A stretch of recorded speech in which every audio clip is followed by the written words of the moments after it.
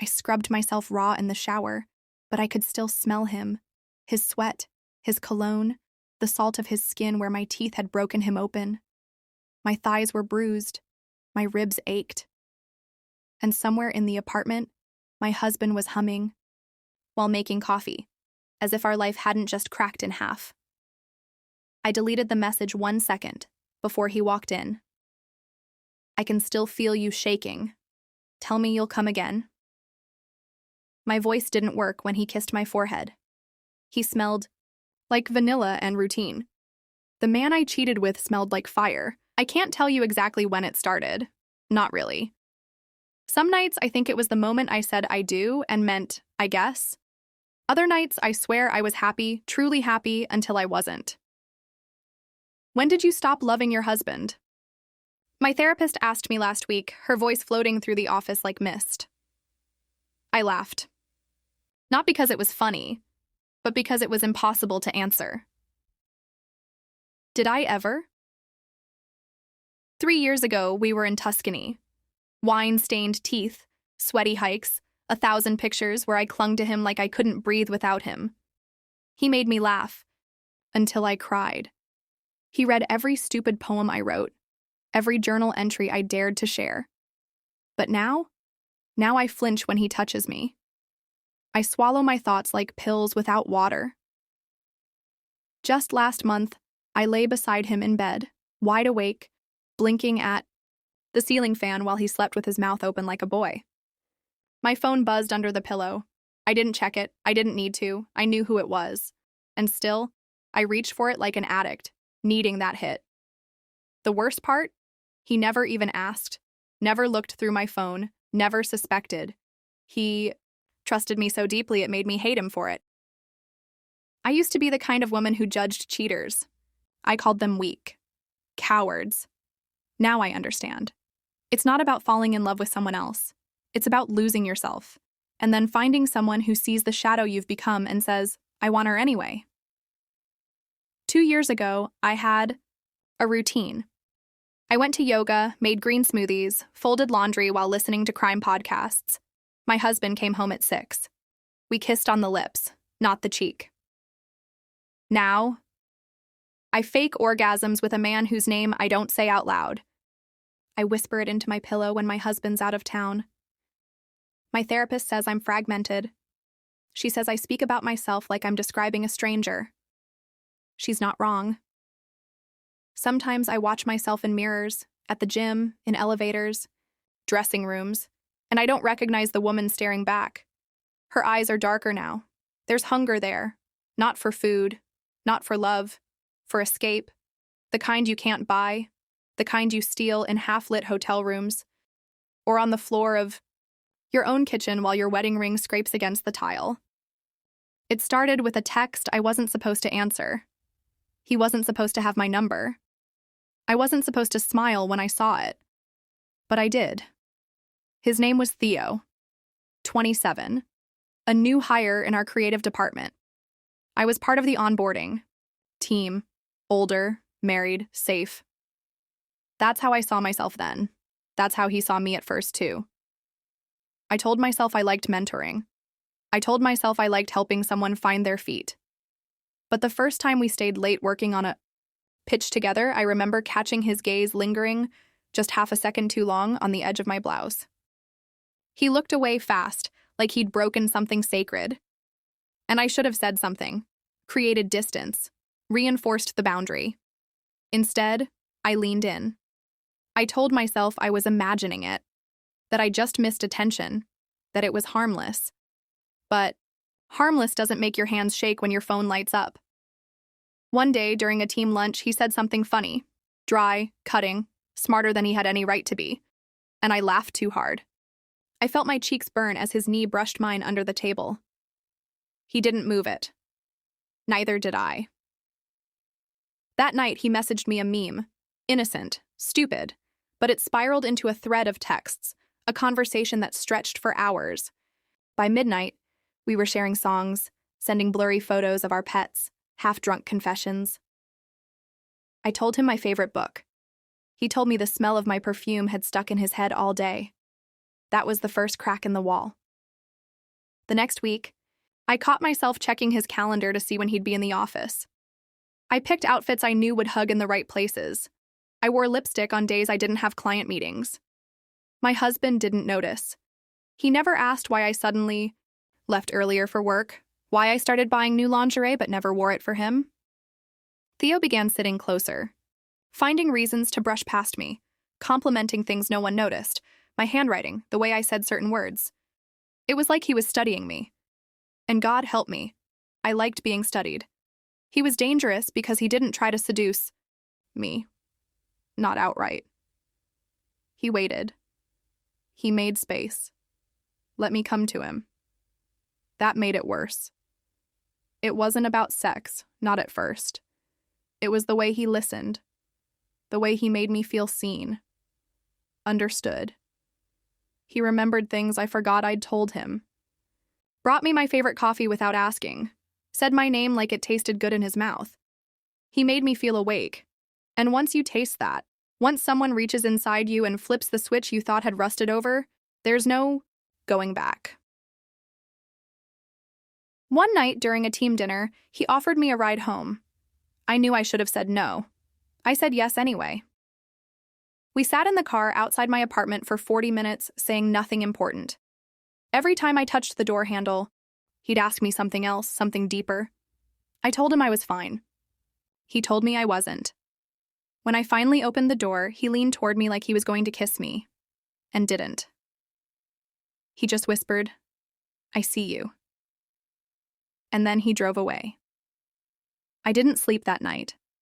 I lay next to my husband, his arm heavy around my waist, and stared at the ceiling, trying to remember the last time I felt that exposed, that alive, that loved. Not loved, wanted. Theo didn't touch me, not yet, but that restraint was the drug, the slow burn of it, the unspoken knowing. By the time he finally did touch me, I was already gone. Dear God, I think I've become someone I don't recognize. Or maybe this is who I've always been.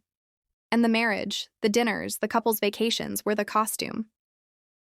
I wrote that in my journal 3 weeks after that car ride with Theo.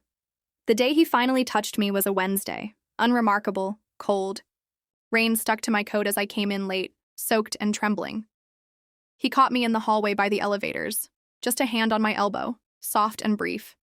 But his fingers slid, slow, to my wrist, then let go. That night, I dreamed of him. Not just sex. Worse. He was in my house, standing behind me while I folded laundry. He reached past me to pick up a towel, his breath against my neck, and whispered, "He doesn't see you anymore, does he?" I woke up wet, guilty, starving. The dreams kept coming. They weren't just sexual. They were domestic, almost tender, which made them more dangerous. He was with me at the breakfast table, on the sofa during storms, watching old films with his head in my lap. My subconscious didn't just want him naked. It wanted him rooted. And during the day, I started slipping, blurring. I'd reach for my husband's arm and feel disappointment when it wasn't Theo's. I burned dinner 3 nights in a row because I was replaying texts from Theo in my head like songs. He messaged less than he used to, which made it worse. Every reply felt like heroin. Every silence like withdrawal. I stopped eating properly. I wore lipstick to bed. I started keeping a second journal, one I hid inside my sock drawer. The things I wrote in it were unhinged, sensual, obsessive. If he touched me again, I'd beg. I wouldn't even be ashamed. My husband kissed me today and I almost shoved him away. His mouth felt wrong, too soft, too familiar. Sometimes I'd imagine Theo standing behind me at work, watching the way I typed, murmuring, "How do you stand being so lonely in such a loud life?" I knew I was slipping, that something in me had cracked. But I didn't want it fixed. I wanted to go deeper. I wanted to fall. I began dressing for Theo, not for myself, not for my husband. I stopped wearing my wedding ring to the office. Not because I thought Theo cared, but because I wanted to feel unmarried, untethered. One afternoon, he called me from a bookstore, said he found a poetry book he thought I'd love. He read me a passage over the phone, his voice low, deliberate. She loved like a woman who'd forgotten what safe felt like. I almost cried, in the middle of the break room, holding a mug of tea I didn't even remember making. My husband asked that night if something was wrong. I told him I was just tired. He believed me. Of course he did. A week later, I hallucinated Theo's cologne while grocery shopping. I turned the corner near the avocados and swore I felt him behind me. I dropped a bottle of olive oil. It shattered. People stared. My hands shook for 10 minutes. That night I wrote, "I don't care if this ends in ruin. I want to know what it feels like to be ruined by him." We hadn't kissed yet, hadn't touched, really touched, since that hallway moment. But it didn't matter. He was inside me already, not physically, mentally, emotionally, spiritually. I'd folded myself around his absence like fabric hugging air. My husband and I had sex for the first time in weeks. I kept my eyes open the entire time, watching the ceiling fan spin, pretending the hand on my hip was heavier, the breath on my neck deeper. My body betrayed me. I came, violently, but not for him.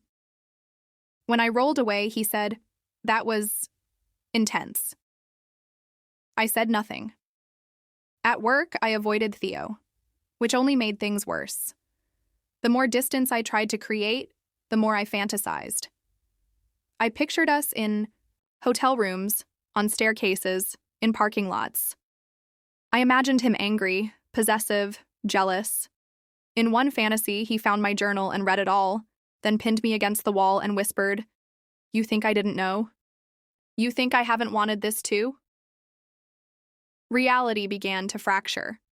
I'd find myself in meetings staring at his hands, the way he twirled pens, adjusted his sleeves, and drift into scenarios where he slid those fingers between my thighs, under the desk.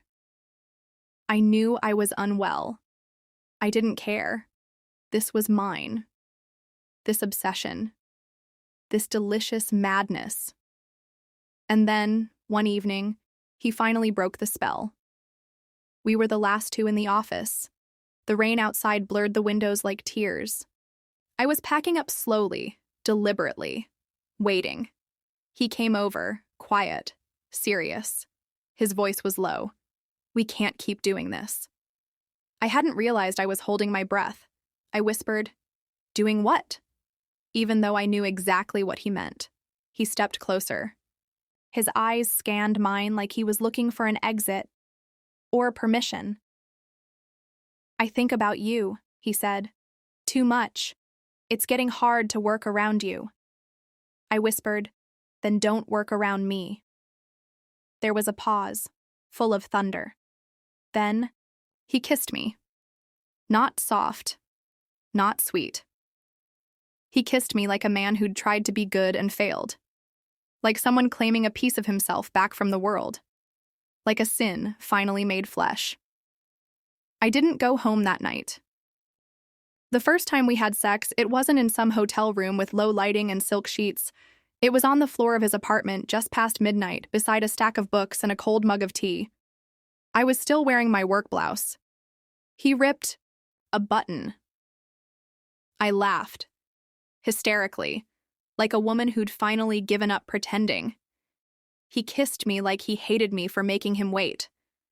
I clawed at his belt like I was escaping a burning building. There was nothing romantic about it. It was ugly, animal. But inside the chaos, I felt more alive than I had in years.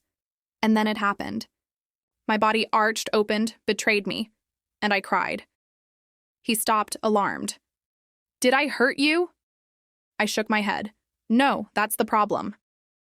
We lay there afterward, limbs tangled, his breath slowing against my neck. My phone buzzed. A message from my husband. "Still awake?" I didn't answer. I turned it face down, pressed my face into Theo's chest, and tried not to suffocate under the weight of what I'd done. But that weight, it felt like freedom. It didn't stop with one night. I told myself it was a phase, a spiral I could pull out of. But each time I said this is the last time, it wasn't. The next time was in his shower, then on his couch, then stupidly, recklessly in the back seat of my own car. My body stopped flinching. It started anticipating, wanting, but my mind split into pieces. During sex, I'd flash, sometimes violently, to images of my husband, making coffee, folding my clothes, calling me baby in his sleepy voice. One night, Theo kissed my stomach, and I suddenly imagined my husband doing the same, years ago, when I thought we might try for a baby. My breath caught in my throat like glass. I started crying in the middle of it. Theo didn't stop. He didn't ask why. He just kissed my tears and kept going, slower, gentler. It made me sob harder. Afterward, I sat on his bed, naked and shaking, and whispered, "I think I'm losing my mind." He just said, "I know," and lit a cigarette. There were moments, terrifying ones, where I felt like I loved him. Not in the steady, candlelit way I loved my husband once. No, this was different. This was obsession masquerading as intimacy, hunger confused for connection, and it made me sick with guilt. I'd come home from Theo's with his fingerprints on my thighs and lay beside my husband, holding my breath in case he smelled another man on me. I started taking late showers, leaving my clothes in the garage, telling him I was working late, that I was helping a friend, that I had a migraine. Lie after lie, and each one felt easier, because the truth had started to rot me. Once, Theo fell asleep with his hand around my wrist like he was afraid I'd disappear.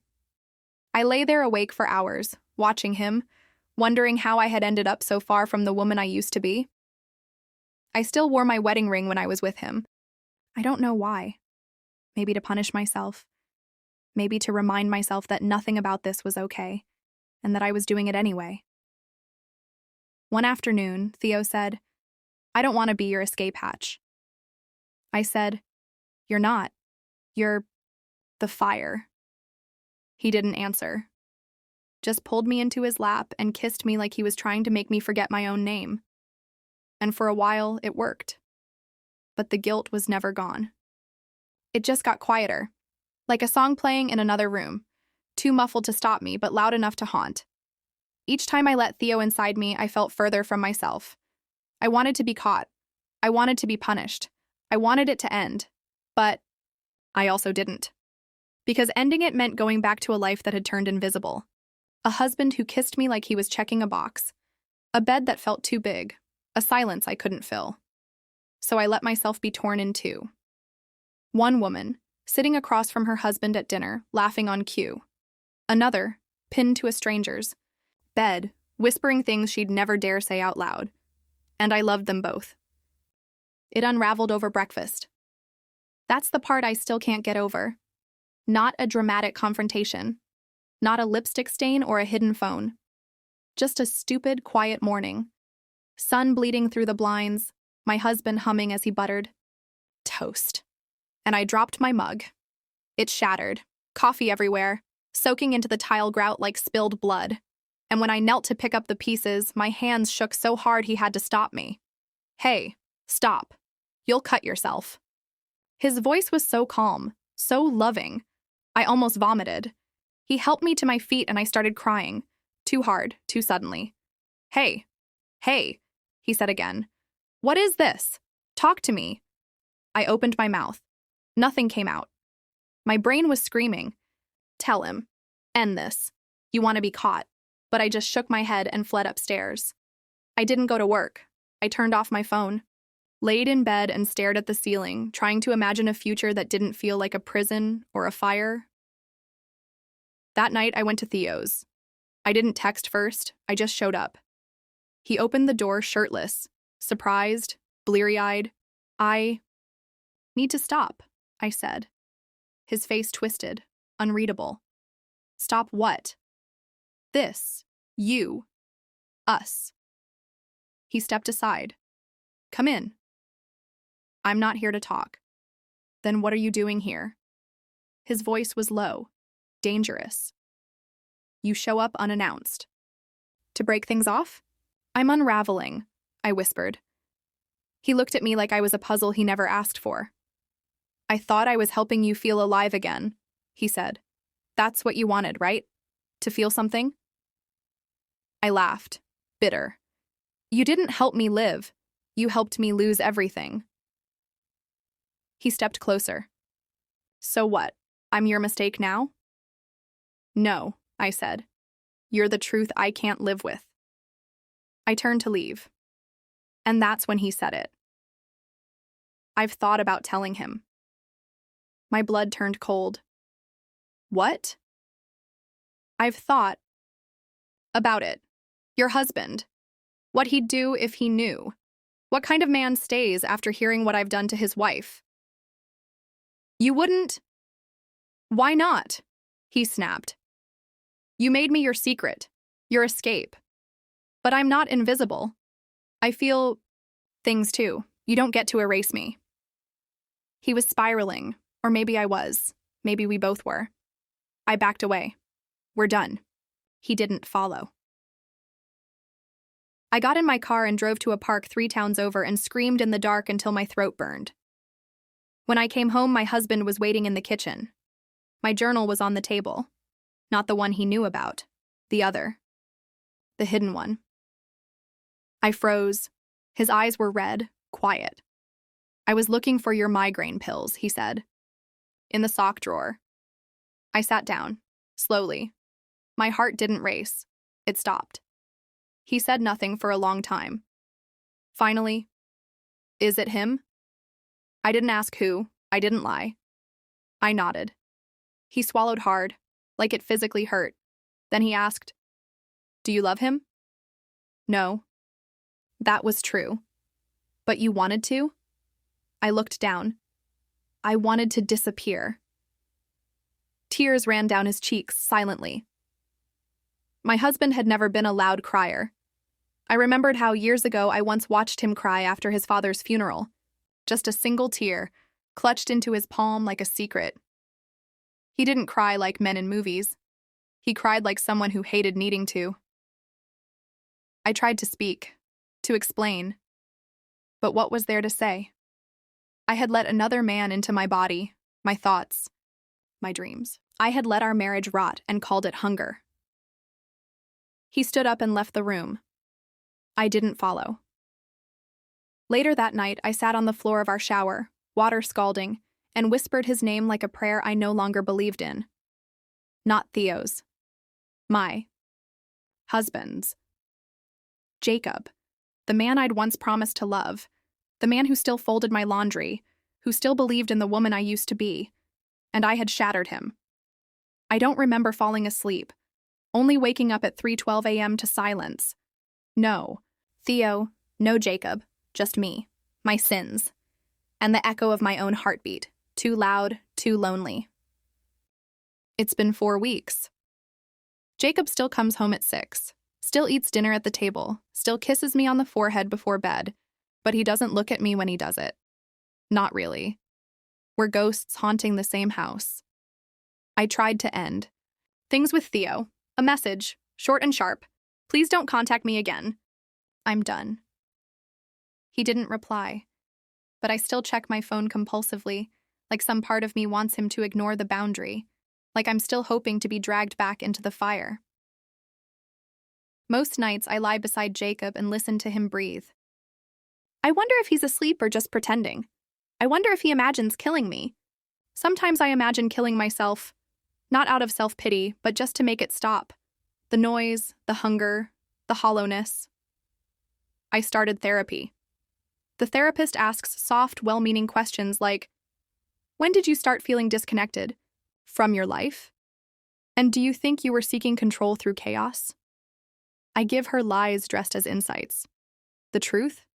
I don't know anymore who I am without the ache, without the secret, without the weight of what I almost destroyed. Yesterday, I found a note in Jacob's sock drawer, folded once, tucked behind a rolled-up tie, not addressed to me, not signed.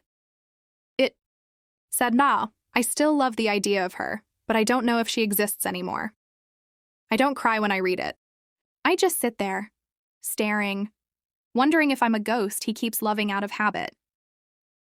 Sometimes I imagine going back to Theo, showing up at his door again, letting him ruin me completely. But I don't. I won't. I just keep moving through the days, cooking, working, smiling on cue. But some nights when I'm alone, I do it again. I play myself. Not for pleasure, not for release, but to remember how it felt. That first time, when I was still a woman, he watched through the cracked door, and not a stranger lying beside a man who's forgotten how to touch her. And afterward, I delete the evidence. Just like always.